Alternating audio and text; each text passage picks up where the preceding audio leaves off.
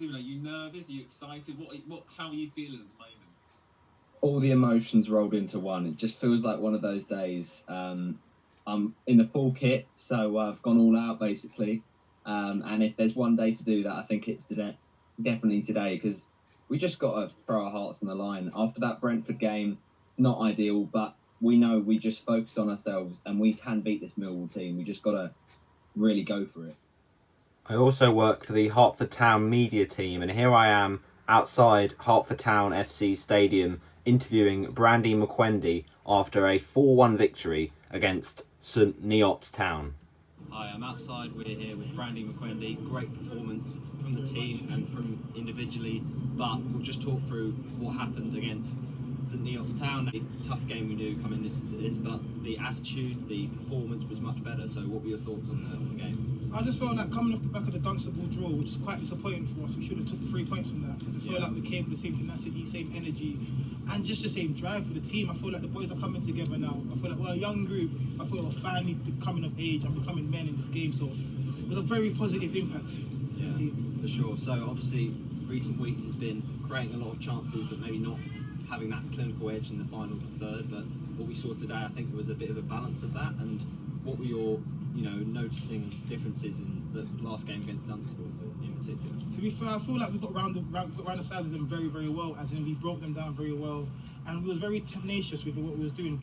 Hello, and here are my collaborations for the Fantasy Premier League game on YouTube with well-known FPL content creators, FPL graduates. News, your Watford rumours, everything Watford, FPL, he is your man now. Well, I don't like taking hits either, really, but I think with some of these moves, there's sense in it. I see where there's kind of their thought process is, but I think Gallagher you've got to be patient with. He's not looked great recently, but the fixtures are coming up with that nice Palace fixture swing, and Rafinha, as you mentioned, could equally start this week, despite what we're saying. So I think Foden is a good option. Like, you don't need to break your team to get him in, but if you've got the money, then go for it.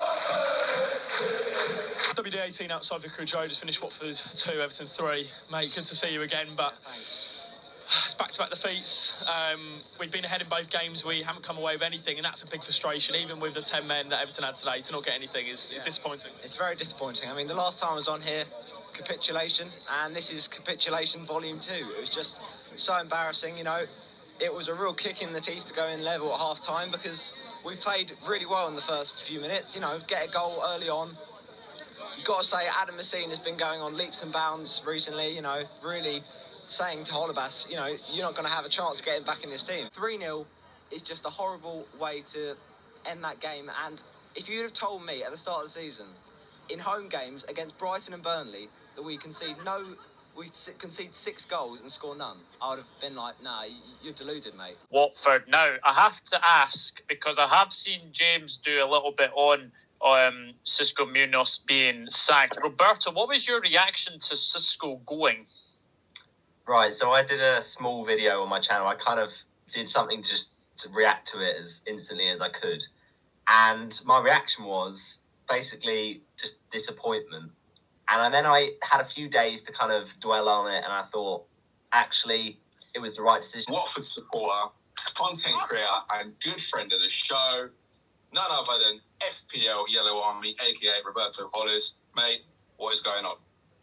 Thanks for having me. I really appreciate it. It's an honour, of course, and great to join a legendary pod, and to be a guest is just fantastic. Pretty gutted when he missed his penalty, but he did get an assist. He did get an assist in that game, so at least it was a return. But one of my worst transfers of the season was when I brought in Pookie in game week 17. Hello, and today we're doing episode 3 of the All About Footy podcast. That's right, it is back. We've been a long time away, but it's time to bring it back. Brilliant play from Watford, right? A fantastic cross on the left from Adam Messina, and what a header. But the problem with Josh King in this header is that he hits it almost too well. It's almost too accurate of a header. If it spins off the side of his forehead, it goes anywhere else but where it went, then it's a goal. But unfortunately, he hits it so well on that it is straight down the middle into the centre of the goal, and David De Gea can just save it.